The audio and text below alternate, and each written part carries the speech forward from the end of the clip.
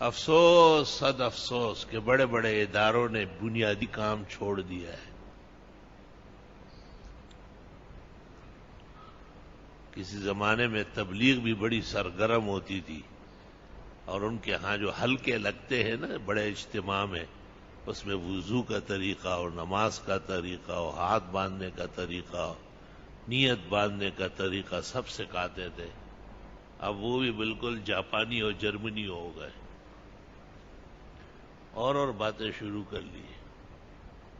جیسے جیسے بھائی عبدالوہاب بوڑھا ہو رہا ہے، اور 97 98 100 سال کے تو ہو ہی گئے، اسی طرح تبلیغ بھی بوڑھی ہو رہی ہے۔ بڑے اہم مہم کام چھوڑ گئے۔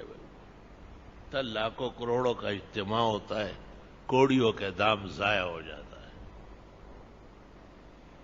چونکہ مخلص و محسن لوگوں نے تبلیغ کی بنیاد رکھی ہے، اس لیے اعمال رہیں گے، اجتماعات بھی ہوں گے اور پہلے سے بھی بڑھیں گے، لیکن فکر کی بات یہ ہے کہ ان کو علمی فائدہ پہنچے۔ اس کے لیے علماء کو، مدرسوں والوں کو چاہیے کہ وہ نور الہدا اور قدوری کنز اور ہدایت کے مطابق ان کی نماز چیک کر لے۔ نماز کو کتاب کے مطابق پڑھنا پڑے گا۔